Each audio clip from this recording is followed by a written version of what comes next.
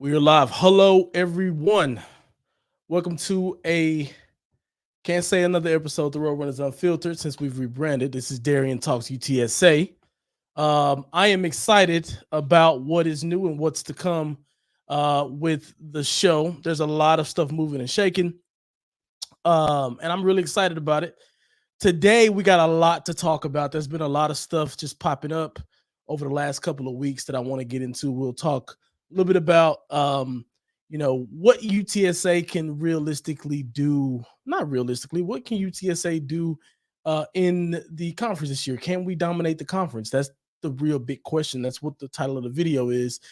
And I kind of chose that because I feel like there has been a lot of just articles coming up. This is sort of the time where people who cover college football are going to start getting predictions ready and start looking at the season now that spring is over and we're going into the summer camp. August is not that far away now, so people can kind of see, it is almost time for some football, right? So we still got a couple months to go, but there's just a lot going on. A lot of the transfer stuff is sort of set almost, right? So I've been reading quite a few articles about the conference in general, what's going on at some of the other schools that I want to chime in on. I also really would like to hear from you guys on some of this news and stuff too, because I see a lot of chatter on Twitter about it. Obviously, Texas State is making been making some headlines as of late, and I'm going to jump into some of that as well. Also, at halftime, basically of the show at about 6:30, David Glasco is going to join. He wants to really, really talk about the NIL situation. There's a lot of stuff coming on. For you guys who follow me on Twitter, I talked a bit about some of the NIL stuff that I'm seeing, and some of the things that I think is really going to start impacting how all schools operate. But also, there's an angle here for UTSA that I'm very intrigued about as well. So before we jump into that, make sure you guys smash a like on the video and subscribe to the channel. I have noticed, I think I said this before, but half of the folks that watch this show right now, we're doing. There's about between 400 and 700 people watch the show over the course of time, and only about half of you guys have subscribed to the channel. So make sure you guys can do that. Also, join as a member. Be patient with me on that. We got some membership only content coming out slowly but surely. But as we start to get close to the season, a lot of that stuff is going to come. Got a lot of stuff coming into the look of the show is also gonna change a bit. So be patient on that. But we're rocking and we're rolling and we're finna get into it. So without further ado, let's jump into it. So I want to talk about, I don't know if you guys have seen this article, but I'll see if I can put it in the chat here for y'all. If you want to take a look at it, I'm gonna post this article in the chat. So one of the things that I took from this article here. This article, oh no, this is the wrong one. This is the Dave Campbell. Wait, which one did I post? Let's make sure it's the right one. Yeah, college football news. So what was pretty interesting about this article to me is they basically framed, whoever wrote this article basically framed what the 2024 season was going to look like, and kind of made some predictions on what to expect, and sort of created a few lists that talked about who are the best returning players, right, in the conference and things like that. Here's one thing that was of note. They named the top 10 best American Athletic Conference players. Not one player from UTSA. And when I seen that initially, I had a knee-jerk reaction, right? Like, wait, hold on a minute. How has no one from UTSA made this list? And then I thought, I took a second to think about it. And it's something I said, if you guys have seen my video that I posted on Monday. I thought about it and I said, well, if you think about the best, probably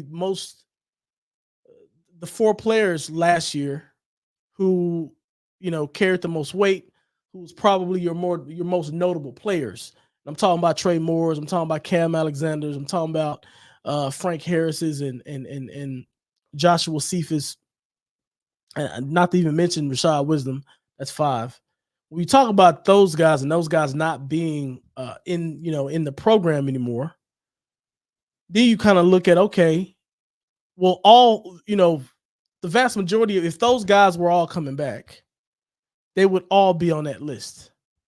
And what's interesting to me about that is, number one, we are a team that's going to look completely different next year. I think we all know that, but sometimes the reality of that setting in can hit a little different. But then also, it puts some pressure on Coach Traylor, because even though you see this list right here that says the 10 best AAC conference players or AAC players, there's no UTSA folks, but people are going to expect UTSA to be at the top of the conference or even compete for a conference title. And to me, that is a representation of what folks and spectators around the conference, how they view Coach Traylor, how they view UTSA and what he's built, his version, his era at UTSA and what he's built. And people are sort of banking in and pricing in already that he's going to have the guys in a position of where they're going to be able to compete at a really high level. So I thought that was like super interesting. And I probably agree with the list, honestly. Like, I think about, like, they talk about the senior quarterback out of Michigan, or I'm sorry, Memphis. Yeah, he deserves to be on that list. Of course, we've seen a lot of Mekhi Hughes from Tulane. He deserves to be on that list. Chandler Morris probably deserves to be on that list, even though, he hadn't played in the AAC. He's coming into North Texas from TCU. So he's a big time player. And if you go down a list even more, there's a lot of guys that are seniors and that are juniors that we've seen a lot of, and some of the guys are transferring in, and yeah, they probably are the best people, and we may not have them. But here was the thing that was interesting, though. When you look at they also do a top 10 list on top AAC transfers. UTSA's Denver Harris is on that list at number 3. I think that's huge. If I'm being honest, and I know some of the other guys we got from the bigger schools had a lot of playing time, but you know, obviously Denver Harris's 5-star rating coming out of college, or sorry, coming out of high school, is a big reason why his name is on that list. But yeah, man, I think that we have our work cut out for us. It tells me that, but it's funny that, like, this, if there was ever going to be a season under this, like, Coach Traylor era, I would, under the Coach Traylor era, in a sense of, like, we would come in as underdogs right now, I would think it would be this season. But it's funny that I see an article like this, and then I see other articles where, UTSA is, the group 5 ranking comes out, and UTSA is, like, very high rated up into that. And there's other ratings that's been out on where UTSA and how we compare up against teams in Texas from a pound for pound standpoint. All of that stuff is interesting, but the expectations for UTSA is just going to be big. I'll get into some of the comments here. What's up, Mike? My man, Mike. I think the conference schedule sets up favorably for the runners. They should dominate, but I'm unsure about running the table. Yeah, listen, the quarterback situation is going to give me more insight as to how we can dominate. I think I'm just going to be curious to see what that pans out to be. I think I trust Coach Traylor. I trust that he's going to be able to put us in a position to, produce a great product. I just have to see it first. I have to see, some of it first. Mike also says having a solid number 1 QB will determine how far we go. Tulane, I think, could present the biggest challenge, but fortunately, we wouldn't face them into the conference championship. Well, you know what? Whenever I look at some of these transfers, and especially some of the quarterbacks that these teams landed, quarterbacks change the game. They always change the game. And to me, I think that's always that's just always something that's always something that you got to consider. Like Chandler Morris going into North Texas, you got Ty Thompson going into um, um, Tulane coming in from Oregon. Like a lot of teams got quarterbacks. You look at Rice got a quarterback from Temple. Cam Fletcher is coming in from Marshall down at FAU, or not Fletcher. I'm sorry, Fancher. And then you got some guys. Yeah, you got a couple other guys. Max Brown from Florida goes over to Charlotte. That to me always it's not going to scare me, but you just never know. It makes things a little bit unpredictable. But here's what I'll say: when you look at what the other conferences, the other teams in the conference were able to do in terms of bringing in these quarterbacks, I just gotta wonder what was the biggest issue with us bringing in a quarterback. If we see, is it all money? Does all these teams have more money than us? I mean, probably so, but like, man, it just. I mean, I guess they all do. Like Charlotte has more money than us too. I guess that comes with being a young program, but I look at all these teams in the conference that were able to bring in quarterbacks to transfer, considering the fact that it would have been great for us to bring in an already seasoned veteran quarterback to come in. That's just, I don't know. It's a little weird. Well, it's not weird, but it's unfortunate. Um, and of course we end the season with everyone's favorite Army. I am not ready to talk about that one, Mike. What's going on, ATX? My guy's always in here now. Rowdy Runner, how healthy will we walk away from the UT game? Oh no, how healthy we walk away from the UT game will be a factor. Last time we played them, the O line was affected all season long. We need a healthy O line to help the quarterback with their learning curve. Yeah, I agree that we're gonna have to hold up on the health side. I think UT is going to be tough. I'll tell you one thing that's going to suck. Trey Moore is going to be leading that UT defense from everything that I'm seeing, and it is not going to be fun what he's going to be able to do to us. Um, that's not great. I was actually reading some stuff on Trey Moore just before I went live here on this show. He's killing it out there. The coach, I'm gonna just call him Coach Steve because I screw up his name all the time, but he was just raving about how he's going to be a problem for offensive lines this upcoming season. And we know what he can do. We've seen what he can do. And yeah, I'm not looking forward to that UT game. I can tell you that. 100% Rowdy Runner. Let's see. That's me. Eric says, any idea how many spots, scholarships we have available for 2024? I have no idea. But I see JJ's in the chat. So JJ, if you know, it would be helpful if you can chime in. I wonder if they have that information on let's see. I have no idea. I want to see if I can find it really quick. Let's see.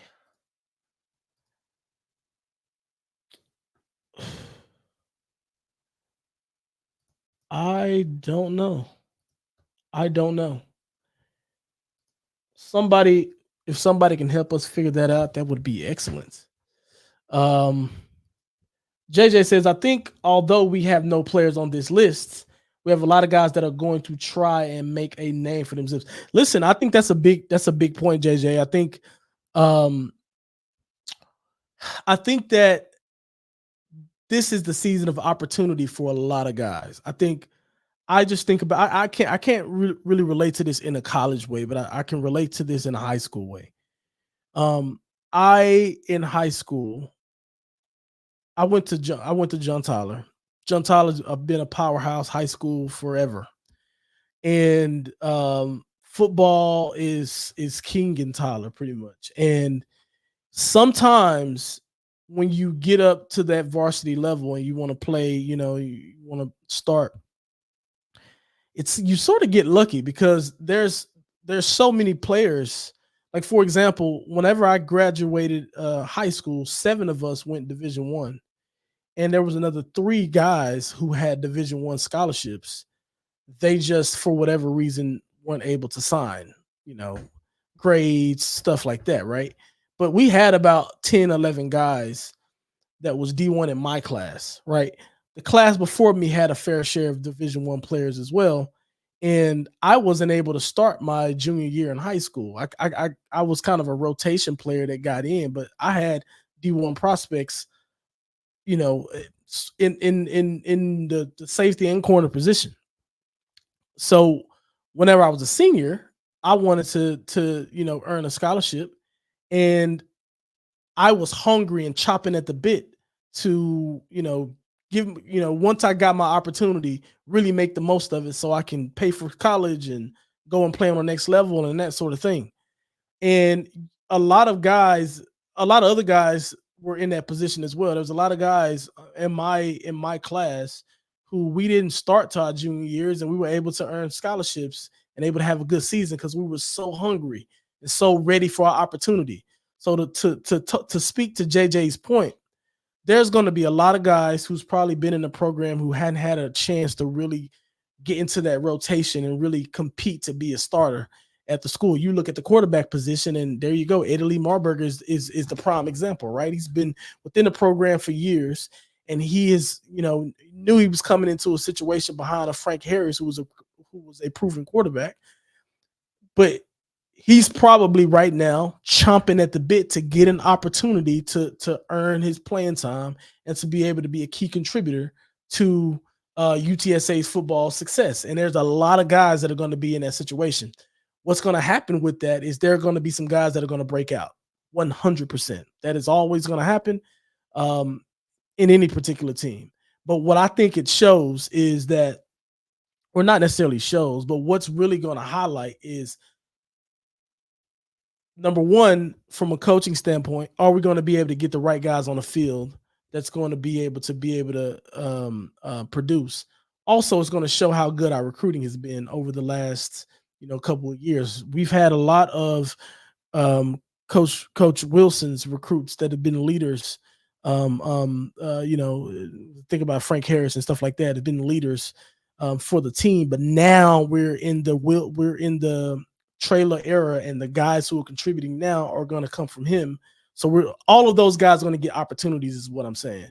And I think that that can be a scary thing because not a scary thing in a bad way, but it's going to be scary for other folks in the conference because just think about it.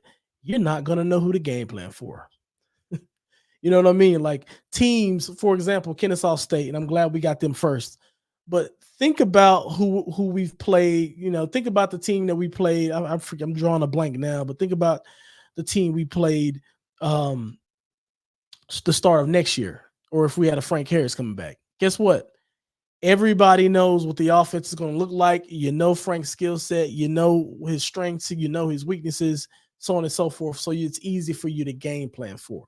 Well, now there's going to be a lot of guys on that field that teams are not going to be ready for. That there's going to be limited tape on some of these guys and what they can do. You're not going to be able to necessarily refer so much to last year's tape on UTSA because the offense is going to look different with a new person at the helm. The skill positions and the skill players outside of the backfield that we have offensively are going to look a lot different. The receiving core, we don't have that three-headed monster anymore. We only have one left with JT Clark, and JT Clark is also going to be there's a bit of a question mark around what he's going to look like. But his two road guys who was with him in Cephas and Zachary Franklin are no longer there. So now there's going to be Devin McEwen's of the world, your JJ Sparkman of the world, and those things. And teams are going to have to start, preparing for a different profile of receiver, right? So, and that goes for the defense as well. They're going to be different guys. Defense too, because the defensive players that you bring in a lot of the time aren't the shiny new object outside of a Denver Harris that we brought in, right? He's going to be the shiny new object, and you're going to have people who are probably going to, understand that he's going to be on one of those, a corner on one of those sides, and they may scheme early on around that a little bit. But there's going to be a lot of new faces out there Obviously, Jamal Liggins going to be back there, and we are returning some guys. Don't get me wrong, but I just think that point is very important that JJ is making here about, like, we don't have guys on that list, but there's going to be a lot of guys that's going to be chomping at the bit to get an opportunity to come in and play. And I think that's going to be a benefit for us. So it's not, whenever I see this list and see that UTSA doesn't have any players on this, it's not necessarily that I am not, that doesn't make me bearish on the season. It just lets me know, number one, it's interesting that we don't have a player on that list, but we're still expected to do well. That to me is credit to Coach Traylor.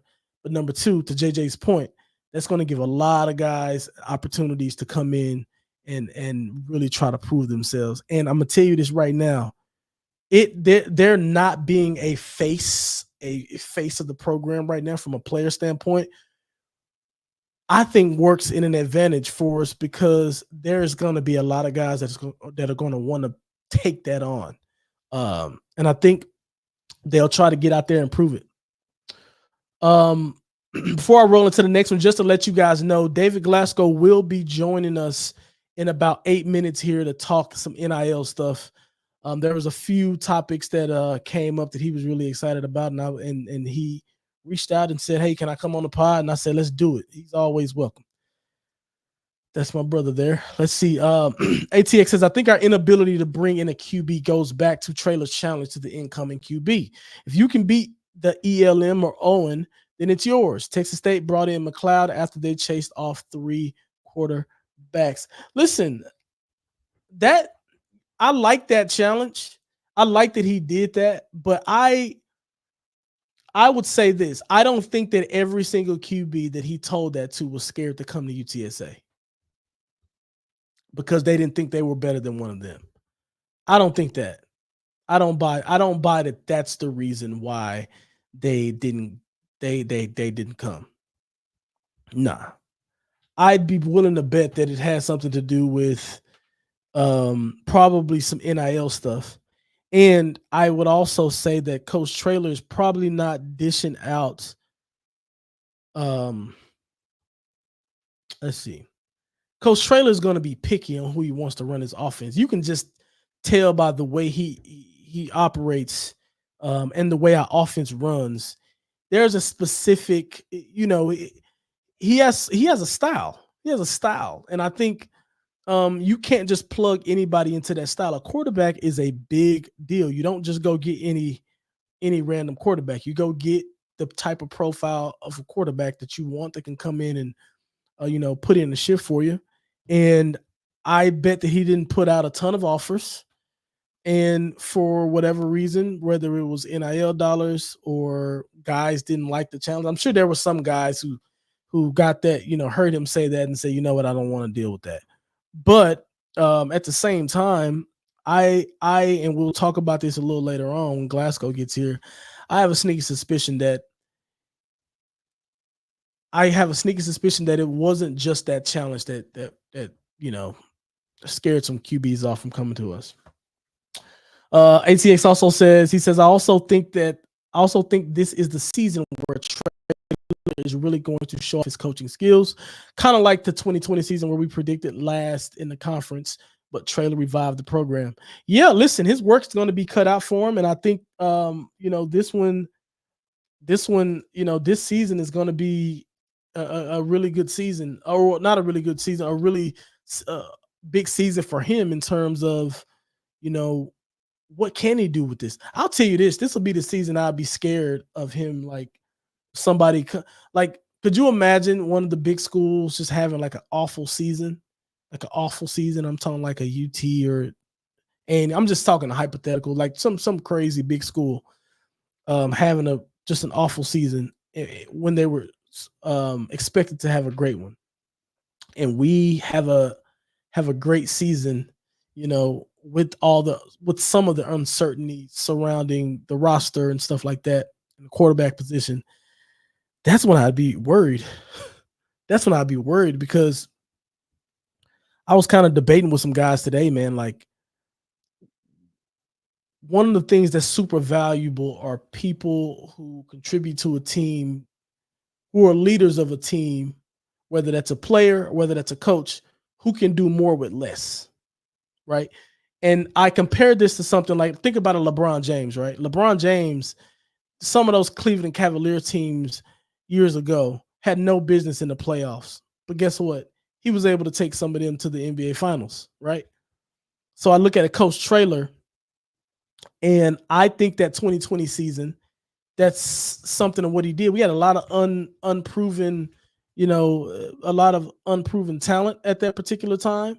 Yes, we were expected to do bad, and he got us bowl eligible, and he came in and did a good job. And then guess what? The year after that, we're winning double digits and putting up banners and making history, right? So, yeah, I think that's why a lot of people have a lot of faith in him, because they probably remember that, how he came in and you know transform the program.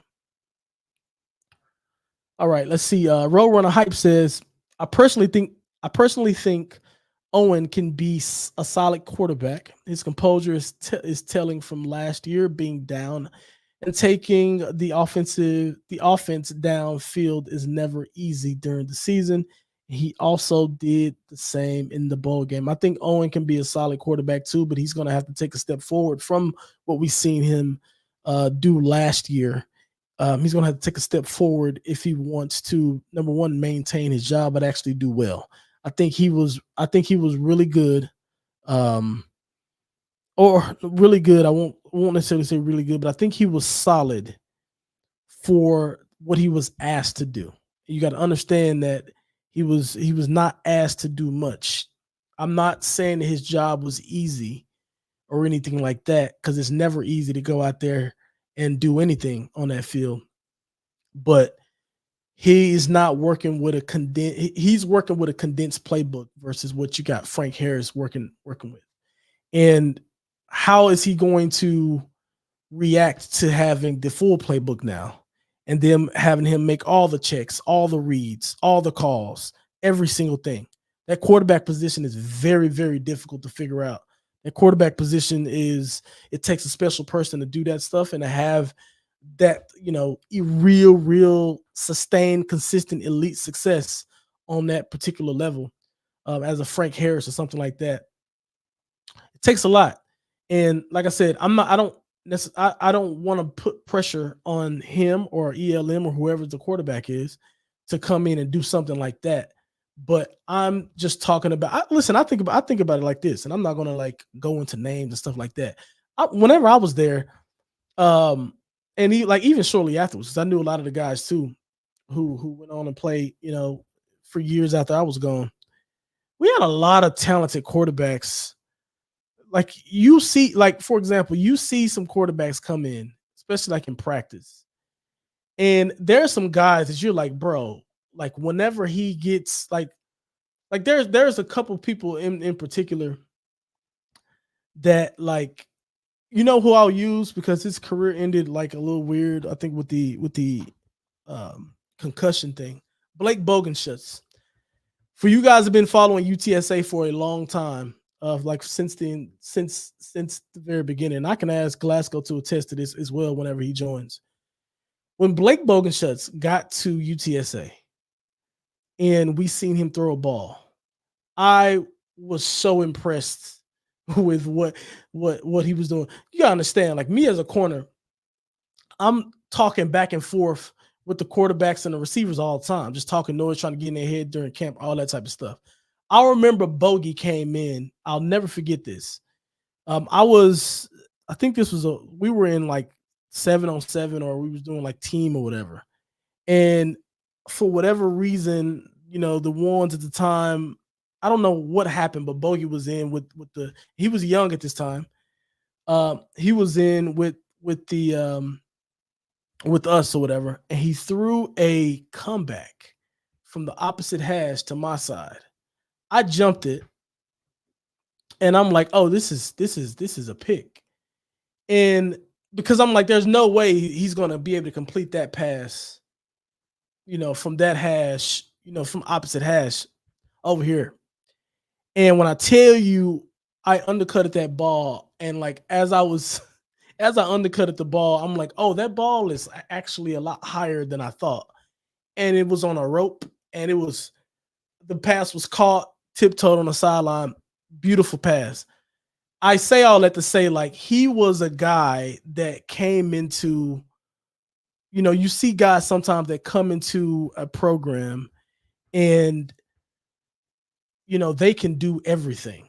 But sometimes, like in his case, it was injuries and concussions and things like that. But some things will take you off of the field. Like things people don't realize how much has to go right for you to be able to have success on the football. You have to be able to stay healthy. That's a huge one. You have to be able to read defenses. You have to be able to, you know, make calls, have command of a huddle, have command of an offense, and all those type of things. But that stuff to me is not to be taken for granted. I think Owen can be very, very good, but we'll just have to see how it all pans out. But it takes a lot for a guy to come in and be great, man. I really do. He's going to be asked to do a lot. Him or ELM are going to be asked to do a lot, and we'll see. We'll see what happens when they get here. All right, we got David Glasco. Let me get him in. Let me add him to the chat. Glasco, Starlo, what's up, boy? what's going on, man? Ain't much. Hey, man. Hey, chat. What's up, chat? Cheers, chat. I'm gonna give me a little nightcap on while we on. So, cheers, salute, all that good stuff, man. I'm happy to be here. Yeah, I was just talking to them about like the question that's up right now. We're talking. Roadrunner Hype talked about he thinks Owen McCown can be a good, solid quarterback and that sort of thing. He was kind of talking about some of the stuff that Owen did last year and how he he looked all right, I think, in a bowl game and some of the time that he got. What I was trying to tell him is that, and this, and could probably speak to this just as much as I can, but whenever a backup quarterback is coming in to spell a starting quarterback, that playbook is a lot more condensed than what it was when that starting quarterback is there, right? Because oh yeah, especially starting out, right, exactly, because you don't know what that quarterback. I mean, of course, everybody has confidence in the quarterback. You want to have confidence in the quarterback, but you also don't want to throw him into the deep end starting out to make his job harder. So, yeah, starting out, that playbook's pretty.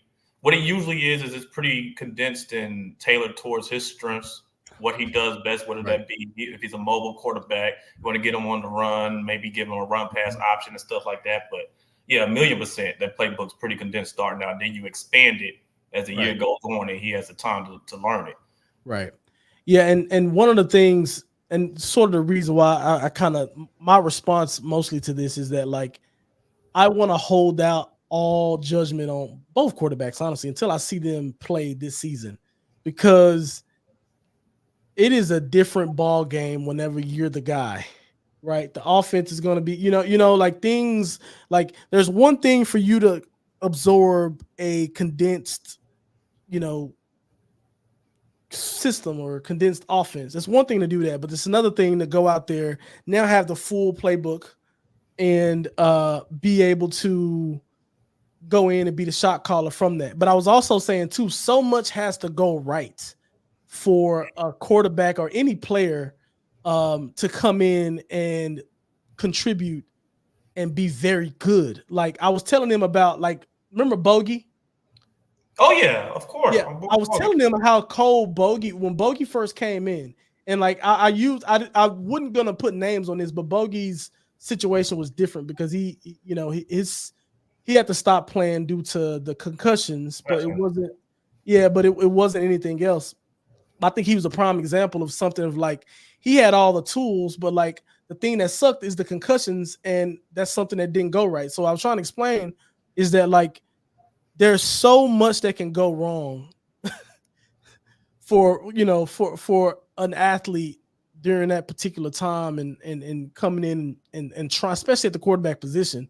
And you see great guys and great talented guys all the time, And then whenever they get the Pandora's box wide open, things, play might change. And some of them change it for the better, but some of them it's a tough adjustment. So yeah, it's a different type of pressure, and sports is just so unpredictable at the end of the day. You just said, you never know. God forbid it be injury or it be some on the field. I mean, how many times have we seen an off the field issue affect a kid and he can't play? 100%. So you just never know. That's the nature of the beast. It's so unpredictable, but I mean, if you stay ready, you ain't got to get ready. If you to back up in those situations, that's why it's a cliche saying, but the coaches are always harping like, be ready to play. So their job is to get position the starting quarterback all the way down to the third string ready if need be. So yeah, it's just unpredictable, man. That's just the nature of the beast. Yep. I'm gonna knock out these 2 questions here, and then we'll jump into some NIL stuff. Mike says, what was disappointing is we came out of spring football without any more clarity on who can be QB1. No one really separated themselves, in my opinion. I agree 100%. We'll see. I hate that, like, we don't know who QB1 is going to be, but I do understand that, like I said before, Coach Traylor probably has a specific profile of what he wants these guys to show. And, they got to compete. We'll see. The best man to win. And then the next one, Jamie. What's going on, Jamie? He says, what do you think is the main reason Dave Campbell is so high on us? Had us third in their power poll relative to conference competition. I don't know.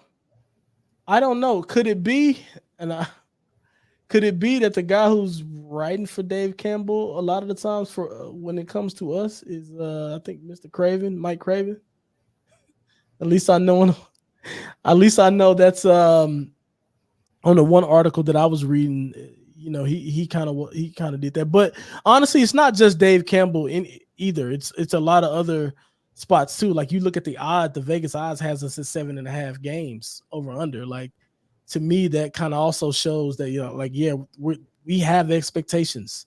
We 100% have expectations. But all right, I want to transition here a little bit.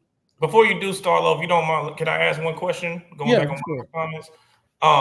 What is your thoughts on the whole? I'm not a fan of the coaches not having picked the starter after spring. Mm-hmm. What are your thoughts of that going into fall, not having a starter at quarterback chosen?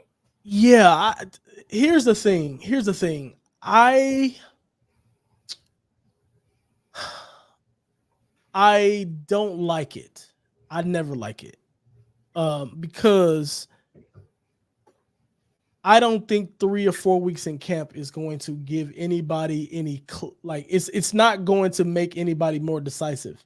Right. You know what I'm saying? Like we know how those 3-4 weeks of camp is, right? Like, yeah, we're competing, but like the first couple days is not really nothing, like we're just now getting into the playbook. And then by the time you get to week 3, we probably are pretty much playing with the entire playbook at that point in time. But coaches still don't know what's going to be bread and butter yet, So in my opinion, we miss an opportunity. Like here's my thing. Like, having somebody try to come in and compete, like, under those circumstances, like, I understand it for some positions, but at the quarterback position, you like to have your guy already set in the spring so they can go into the camp preparing for game 1 as the guy. They need that. They don't need to be looking over their shoulder after, every single interception or incomplete pass they throw, That's my thoughts, though. What about you? I think the downside of it is too big, because eventually somebody's going to be named a starter. Right. So there's 2 negatives that are with that when you wait that late in the camp. For one, the starter, like you just said, is now cautious. Not only is added pressure, not only does he have to play good, but now he's saying, I better play good, or this guy is right here next to me. And depending on the kid who you have behind at the second position, now his confidence could be totally crushed. Right. And with this NIL stuff that we're about to get into, he might just be thinking, F this, I'm transferring. Yeah. So, I don't think it's no positives of it. Yeah, and I understand he's in a tough position though, because if they truly didn't separate themselves, then what can you do? You know what I'm saying? Like, what can you do? So, I don't know. It's a weird situation. But we'll transition it. I'm going to get to the rest of the comments. We want to transition to some of the NIL stuff. So, I don't know if you guys seen. I tweeted about this ad nauseum yesterday. On my Twitter page, but one of the things that was interesting that came out yesterday was, now I don't know how to say this guy's name, so if I butcher it, please excuse me. But Georgia quarterback Jaden Rashada is suing Florida head coach Billy Napier and like the boosters or whatever, because over basically an NIL deal, $13.85 million NIL deal that was supposed to go over the course of 4 seasons. It basically got botched, and I wouldn't be. This is not a Georgia podcast, but I think there's some just the NIL stuff in general, especially with quarterbacks. Just there's a way to tie UTSA into this in general. But Glasgow, I want to give you the floor first. What are your overall thoughts on the situation with Rashada and the botched NIL deal and how bad it looks? It's a horrible look for. I don't even know really if the head coach. I know he has something to do with it because I also know it's the booster who's a part of the lawsuit. Right. Mm-hmm. But it's a bad look for this head coach going forward, because if I have a son and he's playing and this coach is there, now I'm concerned if he's going to honor what he said he's going to honor. If my son signs his letter of intent or whatever the case may be to play football for him. I think this is the first of many. This is the precedent of many things to come. Because I think what you have now in college sports is when people don't have power, when you have somebody, usually in anything in pop culture, you have some group that has power, and you have another group who has to, quote unquote, play the game to get to a position of power. Now with this NIL money, these kids are saying, nah, hold on. I already got a couple $1 million. And I don't have to stay here anymore. I can go play for somebody else. So now with these kids having the power to do that, now there's going to be repercussions if somebody doesn't honor the deal. Right. And I looked a little bit into the contract and everything. I don't know what the situation fully is, but my thing is, in law school, offer, acceptance, and consideration equals a contract. So if there was an offer, if it was accepted, and if this young man fulfilled his part of the bargain, then Florida or the alumni or the coach, whoever it is, they need to pay up. And summary I got on it. Here's the part that's interesting about it, in my opinion. So I think right after they signed, they triggered termination. They triggered the termination clause right after he signed the letter of intent. He was due $500K the day he signed the letter of intent. Okay. Like the first day, I think so. And there was like an issue with that, and then they said, okay, we're going to give you $1 million. And they ended up. So I don't want to go to contracts law with it. I know you, Mr. Law School. I work for I do contracts for a living. But I listen. What I thought was interesting. I'll say this. I had April on here, and April was kind of educating me on the NIL process and how when these guys go and enter into a deal, there's someone within the compliance area was supposed to look at these contracts and basically make sure they're all good and sort of vet them before they're signed. Right. My question is, did somebody not do their job on that front, or do that? I would imagine a school like, now I got to think about it even differently. That is when the player is already on campus. This guy was coming out of high school to sign a letter of intent, so he probably had nobody to review the contract before he signed. And I guarantee you, they could have terminated the contract at for any cause. or for convenience, and he's gotten screwed. So I find it hard to believe that his parents didn't get a lawyer to review that contract before he signed. why not? I find that hard to believe. Why? Because Like if somebody, I don't know, somebody. It's possible. Don't get into it. It's possible, but I find that hard to believe. When you're talking with that much money, especially when you're talking about a kid with that type of talent, there's a lawyer around. And I don't want to make lawyers sound like ambulance chasers, but lawyers aren't dumb. There's a lawyer around there should be somebody around who's saying, hey, you need to review this before it's signed. When you're dealing with millions of dollars, I don't think this was a rinky dink one. I don't think this was just like, yeah, sign it, let's get it over with. It could be. I find it hard to believe, though. I really do. I really think there was due diligence that was taken on both sides before signing. Well, on the kid's side before signing this contract. Yeah, I mean, listen, I surely hope so. But I think one of the things that it opened me up whenever I think about UTSA is, dude, sometimes I hear these rumors about what these guys can get and what the type of money they get. And I think they're just overblown, over-exaggerated a lot of times. But like whenever I see a guy sign a $14 million contract, day one, I'm just like, UTSA, we don't have a chance to bring in a quarterback, bro. No, not when you're talking those type of numbers. Like we don't have a chance to bring in somebody who can transform the program. We're gonna have the thing that's gonna suck with us. We're going to have to find a way. We're gonna have to find a way to recruit guys, basically underdogs who aren't getting offered all the money at the quarterback position.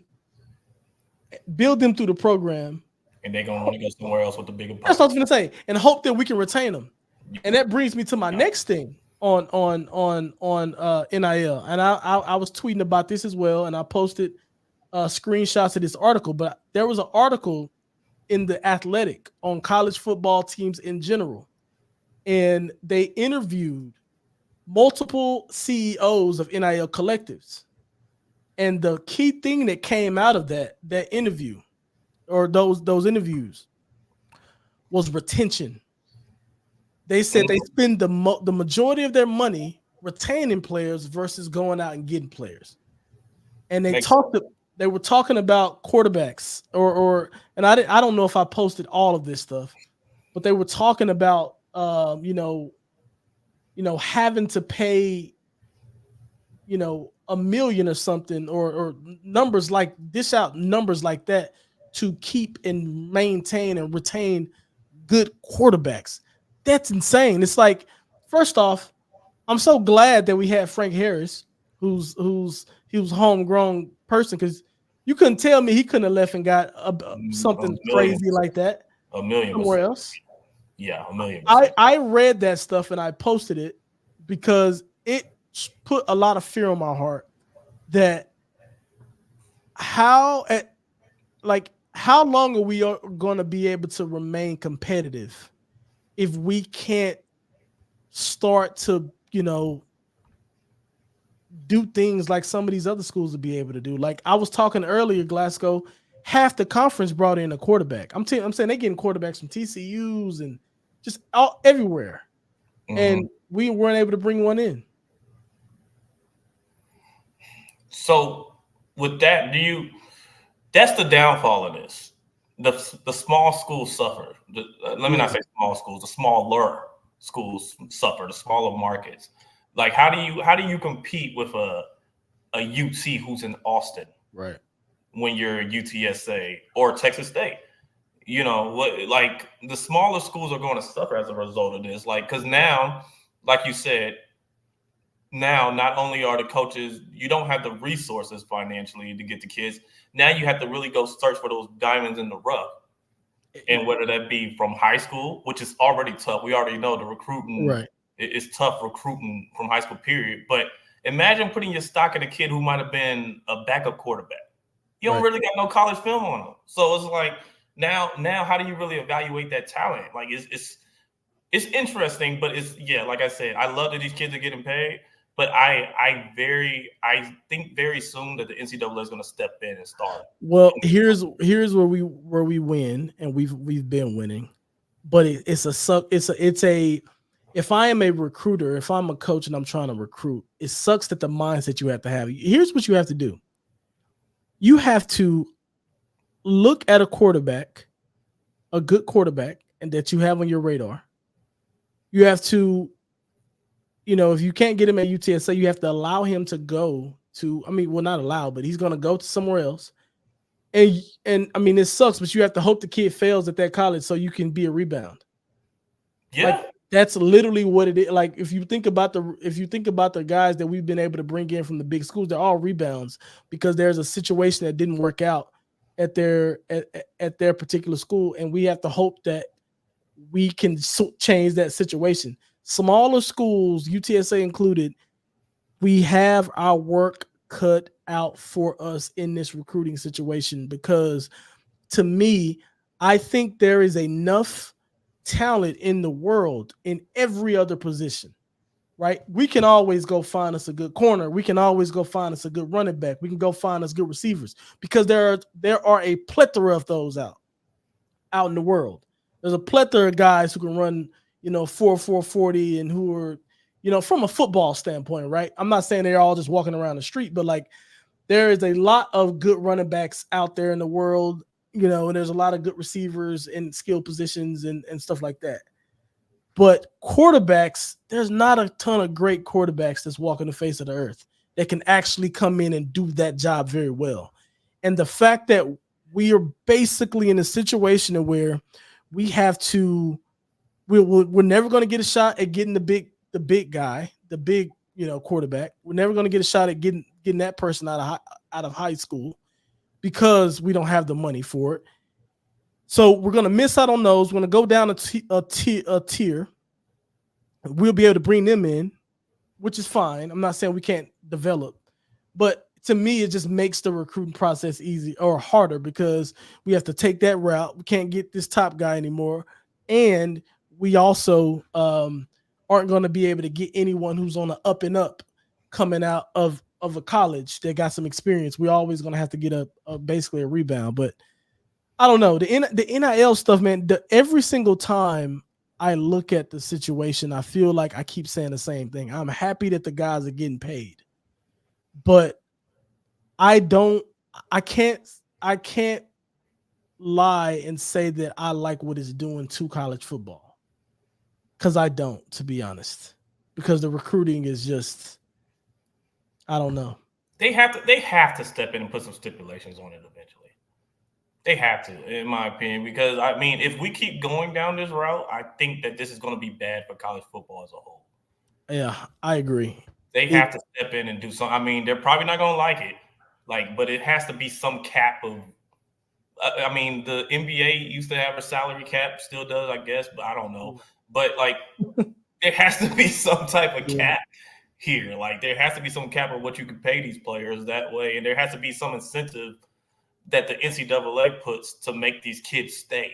That way, it's not, I'm just going here, I'm getting paid. Okay, let me transfer out and go over here. Like, there has to be something. I don't know what the solution is. I'm very shocked. I don't think anybody's talking about the elephant in the room, which is the NCAA should have seen this coming. I think that it's arrogance. It's arrogant. Yeah, they should have seen all this coming. There's no way you just say, okay, y'all can get paid now and expect it just to be cool. Right. No, they should have seen this coming, and they should have put parameters and boundaries in place to prevent this type of stuff and these problems. But now I guarantee they're going to do something now because the sports. I don't think so. Let me tell you why. They don't want to be involved. NCAA want to make their money. They don't want to be involved with paying athletes. They're not involved at all. Like this situation with the Georgia guy. NCAA has they don't care. They have no say in the matter. They don't care what happens. This is between the player and the collective. Has nothing to do with them. They can, it's completely outside. I don't think they will. I just think you feel as if because their pockets aren't getting hurt that they're not going to show any initiative to change this. Nah, I don't, because they can't. That's the thing. Like, what can they do now? They opened the floodgates already. They've opened the floodgates in a way to where you can't close them anymore. It's done. Like, there would have to be some other type of regulation like regulatory body that gets involved, and I don't know who that would be. I have no idea. I'll tell you what it's going to be. Congress. They're about to start getting these bills stuff passed. They're going to try, I think, because I think that's all you can do. Like whether it be state or federal, they're going to have to find some way to say, hey, we got to put a cap on this because I think the sport is suffering as a result. And I think that they're seeing that. I'm sure their pockets are probably getting hurt by ratings because it's like we talked about it last time I was on. I don't care to see no bowl game anymore, not unless it's the playoffs. Yeah, that's true. That's true. All these kids that's going to transfer out, all these kids opting out. I don't care to see no bowl game anymore. Yeah. Unless it's playoffs, and I know these kids are actually playing for something. So I think eventually, I could be wrong, but I think they're going to step in and be like, look, dude, enough's enough. Right. We got to do something about this. Yeah. We'll see, man. Let me get to some of these questions because I don't want to leave these questions off. I know we've been yapping on about NIL, but that stuff is crazy, bro. It's going to get even crazier. Yeah. Robert Garcia says, "Why aren't the championship banners affixed in the Alamo Dome rafters?" I didn't like that. What's up with that? So, did you see what happened? There was a thing came out. So the San Antonio, what is it? The San Antonio Brahmas? Is that what they call? SA Brahmas, yeah. Yeah. The SA Brahmas. Whenever they set up and they're using a dome, they take our championship banners down. What is that? Nah, use them. Keep those there. Yeah, that's the XFL, and y'all want y'all attention, but let's be real now. We got to remember which football team put this city on the map. Yeah, I mean, you also don't want to piss off UTSA fans because UTSA fans who love football, they might scratch their football itch with coming to a game or two. So don't be disrespectful. Rockin' Noon to the Moon says, what do you think the top 3 hardest games will be? That's very, very, very interesting. Texas. Ooh, this is interesting. I'm gonna go Texas and Army off top, and I'm saying Army for the simple fact that we just don't play well against them. Man, yeah, what's up with them, man? They be looking cold against us. Yeah, and I'm gonna be honest. I'm gonna say Texas State. Yeah, that's what I was gonna say. We agree. We agree on the 3. Yeah, I'm gonna say Texas State. That game, G.J. Kinney got them boys ready. They got good recruits. They got all this momentum. I'm not gonna lie. I've been seeing all the good stuff they're doing on Twitter with their NIL. They just signed a new deal with one of them federal credit unions to take brand name the stadium for $20-some million. I wish UTSA could do stuff like that, but our situation with the Alamo Dome would not allow us to do that, so we can't get that money. All that money is going to go to NIL or some sort of thing to help the program out. So that is crazy. But yeah, I think Texas State, Texas, and Army are going to be tough. Going to be tough games for us. Oh, Jamie says, "Oh, I'm sorry." She said, "Besides Memphis, Texas State, and Army." I think he's talking about what you just answered. Yeah. Let's see. Kenneth Maynard. I don't know if I've seen Kenneth Maynard here before, but appreciate you for joining, Kenneth. And yeah, subscribe to the channel, man. We'd love to have you. All right. At ECU will be very difficult. Dowdy-Ficklin Stadium will be packed and probably the toughest home field advantage in the AAC outside of UTSA. They also cleaned up in the portal. Yo, I'm gonna tell you something right now. I know ECU, that place is gonna be rocking, bro. I remember like some of the stuff with ECU back in the day, and they were talking about how crazy that stadium can get. Yeah, not gonna be an easy game. Not gonna be an easy game. ECU ranks 3rd in the portal behind Memphis and Tulane, based on 24/7 Sports. They grabbed the quarterback from Missouri. I seen that. Running back from Penn State, tight end from Oregon, and 3 receivers from FSU. Jesus. Oh, FSU, NC State, and South Carolina. Okay. Those are some power conferences right there. Kenneth's coming here laying down the law. But you know what, Kenneth, and I think we alluded to this last podcast too, time I was on Start. It's always so tricky with these big name schools. I want you guys to think of this.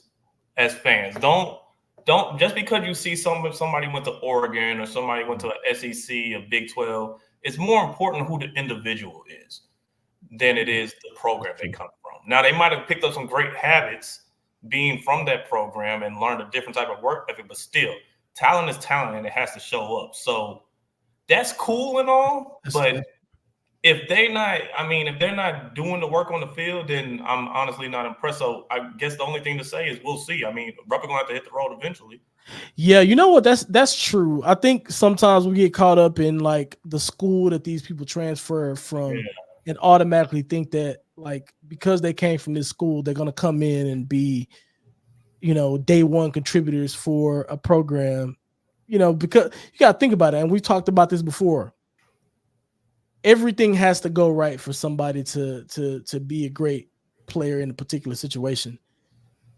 It's so many ingredients that for that recipe to come. Yeah, like there's no guarantee that some of these quarterbacks that are transferring to these new systems are going to come in and be great. I said this before. I don't know if this was on the podcast when you and I was on, but I was talking to one of the podcast shows I did. I was talking about how like guys, whenever they take such a big risk when they leave their school, because bro, if you got something working for you at the college and the school that you at, bro, it's so hard to like get coaches you like, get a defense you like Glasco.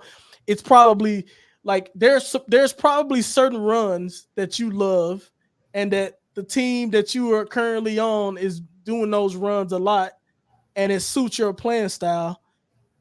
Like you're probably gonna think long and hard before you go somewhere. So like if you like running power and these other teams like running zone, well, maybe you don't run zone very well. So like it's gonna be a risk for you to go to that school, considering the fact that like they do things a little differently. So like that's a good point, man. Some of these we can't just look at the names and the schools they came from. We also have to be I have to do that myself, but we have to be very cognizant of their transition to a new program, how they're going to fit within, their new school, and, to see if they can do enough to even make it on the field. Cause you got to think about it. It's hard to go to another program and take somebody's spot, bro. It's just hard. Yes, it is. Yes, sir. Yes, it is. Let's see. Man says we excited for EA's college football. I am so excited, bro. Yeah. I am so excited, bro. I'm legit gonna do a UTSA dynasty on here. I'm gonna stream it. Are you gonna stream yours? Yeah, I'm gonna stream it. I'm gonna stream it on the channel. I think people will like it. Some people listen. If you guys are interested in that at all, I put a tweet out and I got quite a few likes. But if you got look in the comments, Glasgow. Oh, what happened? Let me look. Look at it. I'll show it to you. Who's that? Oh Lord. I love you, baby. You don't have to get on here doing all that. We're working, okay? Welcome Tanya to the show. Hey Tanya, hit that subscribe button if you haven't already, and that like button as well. Let's see. Last one from Mike. Mike says, I would like to see if you can get someone on the show who can speak to our Alamo Dome contract in regards to revenue, what we collect money on and what we don't get revenue from. That's a great suggestion, and I will definitely reach out to somebody and try to get somebody on to come in and talk about that. I think that would be great. It'd be helpful. I wish I could get more. I'll tell you this. I wish I can get just more information that is shareable to everyone about what's going on with, behind the scenes on what we're doing with the money and that type of stuff. I have information on some of it, but I can't share half of it. So I'm going to try to break down the walls for you guys and see if we can get some people that can come on here and really, really talk about some of the stuff that's going on. Max is laughing. Marcus says EA college football only on consoles. So I'm assuming you're a PC gamer. Come on, Mark, get you the PS5, man. Gotta get that PS5, brother, and then add me. We can have a we can have some good time on the EA college football. But I think that's going to wrap. We're a little bit over an hour. Thanks everybody for showing up. And yeah, make sure you guys join as a member as well. That is not something I can say enough. That'll be huge. Also, like I said, like and subscribe if you're here first. There's a lot coming for this season. We're gonna have a ton more guests that is coming on to the show. So lots of big plans. Glasco, I appreciate you for showing up.